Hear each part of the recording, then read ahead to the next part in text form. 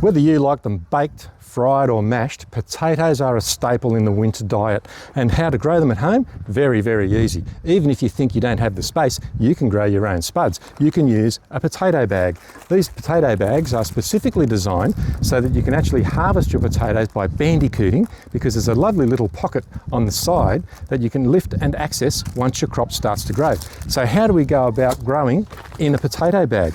First of all, we need to make sure the bag's open. We're going to put a base layer in here of some sugarcane mulch. Now that's just going to provide a nice little bed going into this particular bag, on which we're going to place some compost. I've chosen to go with the cow manure, one of my favourites, although I do love chicken manure as well, but it doesn't matter what you use as long as you've got some decent organic matter in there. So I've got my bed of straw down, and now in with the beautiful organic matter, and I love to get my fingers dirty. This stuff's great. Kids will love it too. They love playing with poo.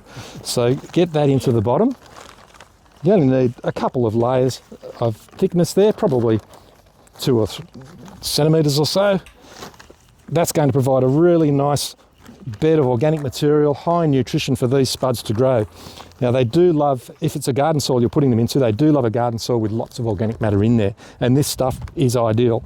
We can then start to look at putting in a decent potting mix. So I'll start off with just a very small volume, just to cover that cow manure, which the potatoes are going to sit on as a seed bed.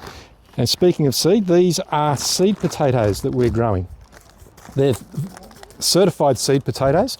These potatoes from your own cupboard, if you bought them down at the supermarket, not good for home growing. Certified seed potatoes are virus free. These ones are actually a gorgeous variety of blue, and they're starting to shoot. So these eyes that are coming away, that's ideal. We can actually chit these, which means if I wanted to, I could cut these in half and I end up with 2 seed potatoes to be able to grow from. So in our bag, I'm not going to do that this time around, we'll just put them in straight away. I'll place these potatoes in. I can do 5 or 6 potatoes per bag, so it's just a case of spacing them out relatively evenly so they've got some room to move when they start to grow. And there's a couple extras in here. I might just throw those in anyway for good measure. I don't always go with convention in terms of spacings in my garden, because I find that you can still grow plants when they are a little bit congested, and you can always thin out at a later date if you need to. Now those potatoes are sitting in that bag, and I've rolled the edges of the bag down, because what I want to do is still allow as much light to get into that bag, onto that bed of soil as possible. And we'll cover that now with a really nice layer of potting mix. We want to go a good 2 to 4 centimetres deep with that, covering those spuds. What's going to happen over the next few weeks is that those seed potato sprouts are going to emerge through the top of that potting media and sprout. Now once that happens, we can then, as the potatoes begin to grow through, we can start adding more potting media to allow the stems to come up. So we don't cover them entirely, but we just cover it so we've still got some leaves protruding above the growing media. That then will give us a higher yield of potatoes. Once this bag has been filled and we roll it up to the full level, which is a fairly significant height, we can then watch them over the period of time. As they come into flower, once the flowers die off, your crop's ready to harvest. You can always check it by lifting the flap on the outside here, which Velcro strap, very strong Velcro strap, and you can bandicoot inside there to harvest potatoes as you need them. You don't necessarily just have to use a potato growing bag either. You could use a Hessian bag, for instance. Same method applies, but these are ideal because they've got good handles on them and you can carry them around to place them wherever you need your spuds to grow. So get growing potatoes. They're the crop for this winter.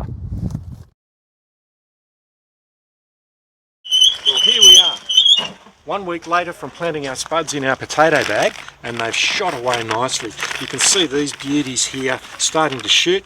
All we need to do now is add some more potting media to bring it up to the level of where these shoots are, and we'll let those continue to grow. As they continue to grow, we add more mix and we raise the height of the bag until we get to the full height and allow those to flow through to full growth, flowering and then harvesting. Still plenty of time to get your spuds in, so get along now and choose from a great selection of potatoes. Clivias are one of those plants that often people have in their gardens, and sometimes they do come to some problems. Clivias usually are pest and disease free, but in some instances, as we've seen in our local government area over the past few months, is the incidence of lily caterpillar. The lily caterpillar can decimate your Clivias. This one here has been chewed all the way back down into the crown. The caterpillar itself will hide deep down inside the folds of the leaves, and then they come out and they can decimate your crop of Clivias in no time flat. How do we get rid of them? Well, it's a very simple process. We can use a chemical control such as this one, Success, which contains the active ingredient spinetoram. This one is a non-selective. Once it's sprayed on those caterpillars, they will stop feeding immediately. That's an important point. If you decide to use an alternative product such as the Bacillus thuringiensis, caterpillar killer, that one takes 4 days before they stop feeding. In that time, they can completely kill your Clivias. So get onto them quickly before they take hold.